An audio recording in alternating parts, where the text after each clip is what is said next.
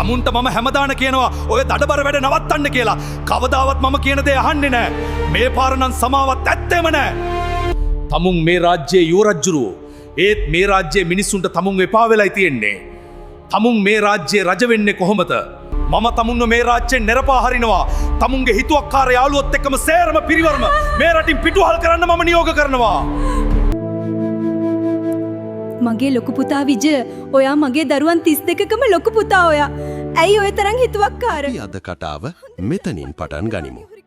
සිංහබාහු රජුගේ වැඩිමහල්ම පුතා වන විජය, ඔහුගේ නොමනා ක්‍රියාකාරකම් නිසා සිංහපුර නම් රාජධානියෙන් ඔහුගේ යහළුවන් 700ක් සමග රාජ්‍යයෙන් නෙරපා හරිනවා. විජය ඇතුළු 700ක් පිරිස මුලින් සුප්පාරක තොටුපළටත් එහි ඇති වූ ගැටලු නිසා නැවත ඔවුන් පිටත් වී ලංකාද්වීපයේ තම්බපන්නියට ගොඩ බැසින ලදී.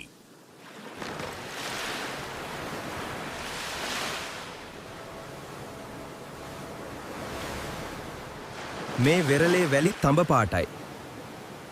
මේ අපි ඇවිත් ඉන්නේ තඹපන්නියටයි. බල්ලෙක් බුරනවා කියන්නේ අනිවාර්යයෙන්ම මේ අවට ජනාවාසයක් තියෙන්න ඕනේ. අනුරාධ පොඩ්ඩක් පරීක්ෂා කරලා බලන්න.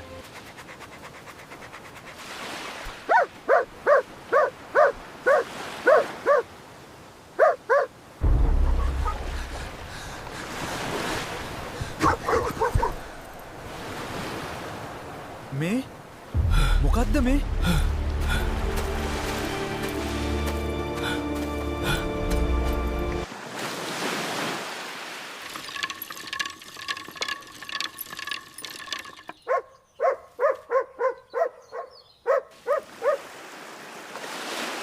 මේ විදිහට මේ දූපතේ ජනාවාසයක් තියෙනවද බලන්න. එකිනෙකා දූපත තුලට ගියත් නැවත ආපසු නම් පැමිණියේ නැහැ. පිරිසේ කට්ටියත් හොඳටම අඩු වුණා. කුමරුනි, අපේ 700ක් පිරිසෙන් සිටින්නේ අපි 4 දෙනා පමණයි. ජනාවාසයක් සොයා ගිය කිසිම කෙනෙක් ආපසු පැමිණියේ නැහැ. ඔබලා මෙතනම සිටින්න, මම බලලා එන්නම්. මට ඔය කඩුව දෙන්න. මම ආපසු නාවොත් ඔබලා එන්න එපා ඒ පැත්තට.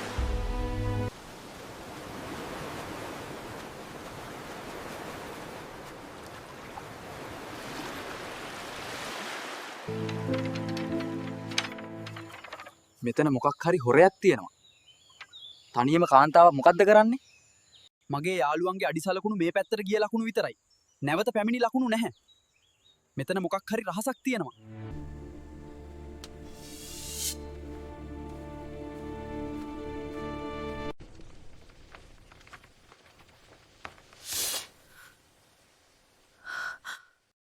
තෝ කවරෙද්ද? කෝ මාගේ පිරිවර? නුඹ උන්ට මොකද්ද කළේ? මොන පිරිවරාද්ද මම දන්නේ නැහැ. තෝ කවරෙද්ද?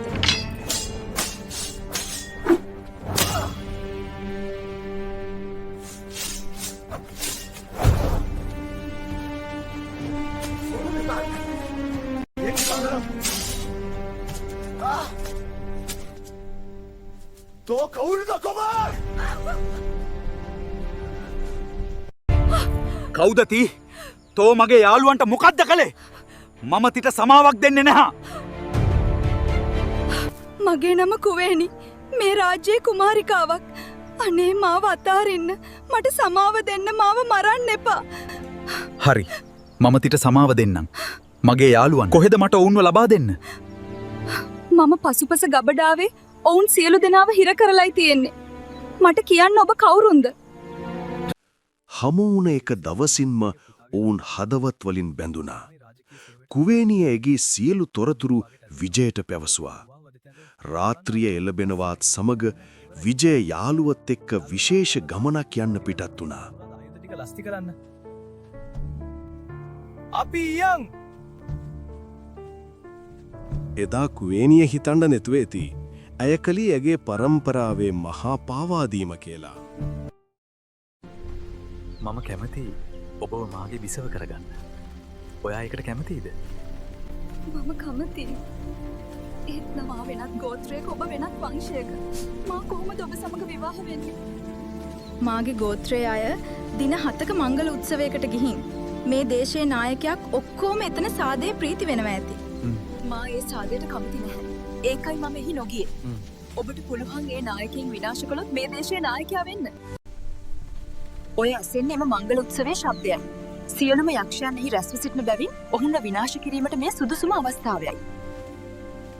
මම ඔයාව කොහොම හරි මගේ රැචින කරගන්නවා. මම ඔයාට ආදරෙයි. ඒ වෙනුවෙන් මම ඕන දෙයක් කරන්නම්. ශාන්තිය අපට මඟ පෙන්වයි. කදා!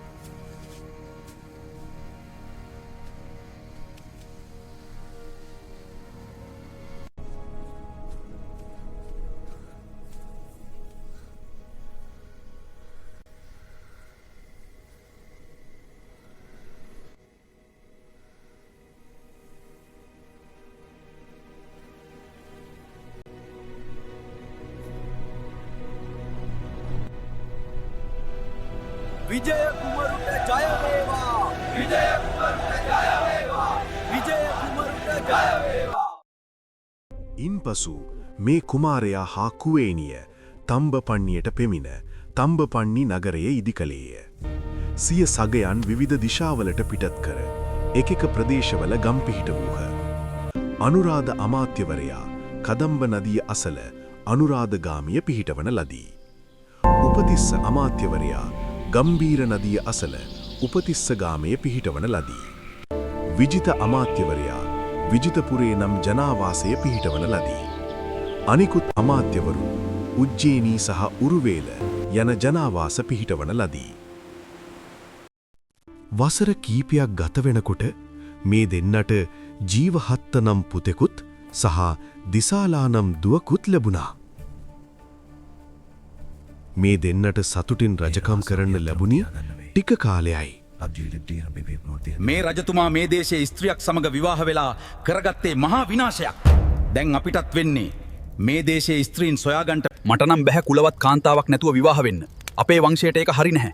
අපිවත් අපේ මව්දේශයෙන් කාන්තාවන් ගෙන්වාගෙන විවාහ වෙමු. රජතුමාට නැතුව අපි කොහොමද කාන්තාවන් ගෙන්වා ගන්නේ? රජතුමාට හොරෙන් කොහොමද කරන්නේ? පාණ්ඩ්‍ය රජුට හිටියා ලස්සන කුමාරිකාවක්. ඇය දැන් නම් හොදකල වයස අපේ කුමාරයා දක්කොත් වශී වෙනවා නියතයි. අපටත් තරුණියන් ගෙන්වා ගමු. හරි. මට හොඳ අදහසක් ආවා.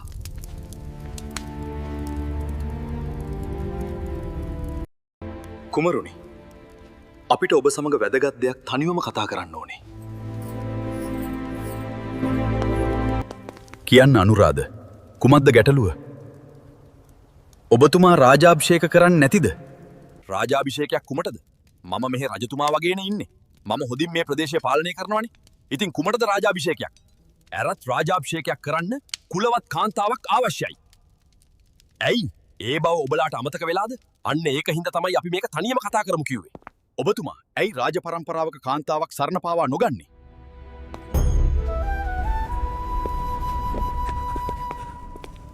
අමාත්‍යවරුන් දකුණු ඉන්දියාවේ මදුරාදේශයේ බලවත් පාලකයා වූ පණි රජු වෙත දූතයන් මගින් සන්නසක් හා තෑගි භෝග යවා විජය කුමරු සඳහා සිය දියණියත් අමාත්‍යවරුන් සහ අනෙකුත් පිරිස සඳහා වෙනත් වංශවත් කාන්තාවනුත් ඉල්ලා සිටියහ. පණ්ඩි රජු ඒ යෝජනාව පිළි අරගෙන රජතුමා විසින් පණ්ඩි රජුගේ ස්වකීය දියණිය වූ පණ්ඩු කුමරිය හා තවත් කාන්තාවන් 100කට ආසන්න ප්‍රමාණයක්ද අලියතුන් අශ්වයන් සහ රාජකීය කරත්ත විශාල ප්‍රමාණයක්ද ඒ වගේම විවිධ කර්මාන්තකරුවන් සහ දක්ෂ ශිල්පීන් හා කුල 18කට අයත් පවුල් දහසක් කුමාරිකාව සමග ලංකාවට එවන ලදී.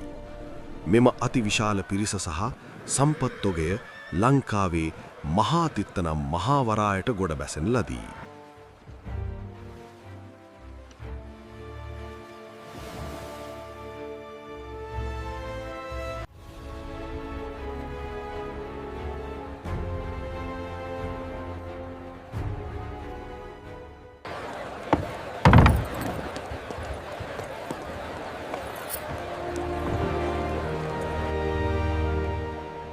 ඇය නම් සුරංගනාවියක් වගේ.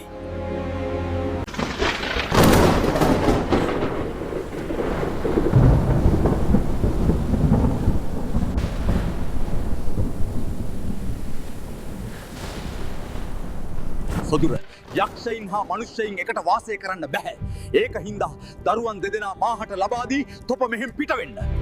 මේ රාජ පරම්පරාව ඉදිරියට අරගෙන යන්න ඕනේ. තොපට මම වන්දියක් දෙන්නම්. මෙහෙන වහාම පිටවී යව. අනේ ස්වාමීනි මට එහෙම කරන්න එපා. මට දරුවන් නැතුව ඉන්න බැහැ. මට ඉන්න දෙන්න.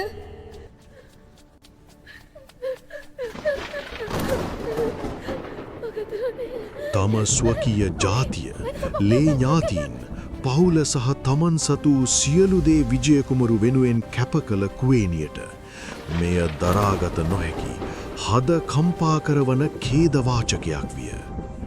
ඇය දරුවන් දෙදෙනාද රැගෙන තමන් පෙර පාවා දුන් යක්ෂ ගෝත්‍රිකයන් වාසය කළ ලංකාපුර ගම්මානයට පැමිණි. පීවහත්ත දිසාලා මගේ පුතාලා ඔයාලා දෙන්න පරිස්සමින් මෙතනින් ඉන්න. මම ගම්මානයට ගිහින් එන්න ගම්. පුතේ නංගිව බලා ගන්න මම ආපහු ආවේ නැත්තම් ඔයාලා මාව හොයාගෙන එන්න එපා. ගම්මානයට ඇතුළු වනවත් සමග ඇයව දුටු කෝපාවිෂ්ට යක්ෂයෙකු විසින් එල්ල කරන ලද ප්‍රබල පහරකින් කුවේනිය අතිශය ඛේදනීය ලෙස මරණයට පත්විය. ජීවහත්ත සහ දිශාලා යන දරුවන් දෙදෙනා කුවේනියගේ මාමගේ උපදෙස් පරිදි වහාම එතනින් පලා ගොස් ආරක්ෂාව පතා සමනල කන්ද ප්‍රදේශයට පලා යයි. පසුකාලීනව මෙම සහෝදරයා සහ සහෝදරිය වැඩිවියට පත්ව එකිනෙකා හා විවාහ වී පවුලක් ගොඩනැගෙන අතර ඔවුන්ගෙන් පුලින්ද හෙවත් වර්තමාන වැඩි ජනතාව සම්භවය වූ බව මහාවංශය ඉතා පැහැදිලිව සඳහන් කරයි. තරුණ වියේදී අතිශය ධාමරික, සාහසික සහ අවිචාරවත් ජීවිතයක් ගත කරමින් ලාඩ දේශයෙන් නිරපා හරින ලද විජය තම සියලු පාපකාරී ක්‍රියාවන් සහ හිංසාකාරී අතීතය සම්පූර්ණයෙන්ම අතහැර දමා ධර්මිෂ්ඨ, පරිණත සහ සාමකාමී පාලකයෙකු බවට පරිවර්තනය විය. ඔහු ලංකාවේ තම්බපන්නී නුවර කේන්ද්‍ර කර ගනිමින් වසර 38ක් මුළුල්ලේ කිසිදු යුද්ධයකින් තොරව ඉතා සාධාරණව රට පාලනය කළ බව මහාවංශය ගෞරවයෙන් යුතුව සඳහන් කරයි. මෙලෙස බෞද්ධ ජනතාවගේ පහන් සංවේගය සහ ශ්‍රද්ධාව උදෙසා රචිත මහාවංශයේ 7 වන පරිච්ඡේදය නිමාවට පත්වේ.